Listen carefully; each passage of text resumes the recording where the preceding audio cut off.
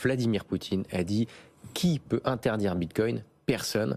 Louis-Alexandre de Froissart, est-ce qu'on peut revenir un petit peu quand même sur cette déclaration qui est historique aussi?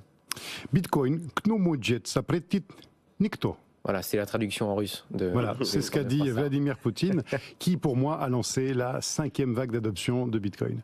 Pourquoi je vous parle de 5e vague d'adoption? Parce que la 4e était les institutionnels, nous, on est en plein dedans, on ne va pas y revenir.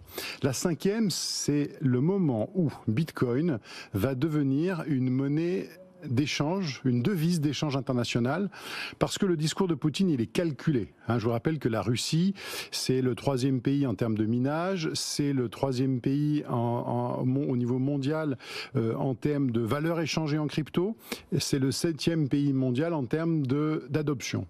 Donc c'est un territoire dans lequel longtemps la crypto a été contrainte, et depuis août, Vladimir Poutine fait un certain nombre de lois et de décrets qui sont de plus en plus favorables à Bitcoin et aux cryptos.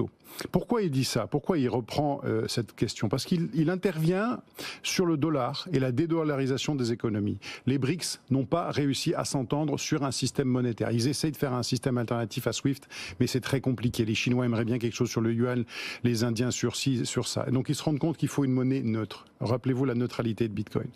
Et je pense que Poutine lance là un projet qui est de dire, écoutez, si on veut faire des échanges entre nous avec quelque chose de neutre, Bitcoin, c'est parfait. Ce qui veut dire que les États ne vont pas devoir prendre du Bitcoin pour faire un fonds de réserve. Là, ils vont devoir en avoir pour des échanges internationaux. Les grandes entreprises vont en avoir besoin pour les échanges internationaux. On pourrait avoir une devise de paiement international. Et là, on est sur la 5e vague d'adoption, celle qui nous mène à 1 million à peu près.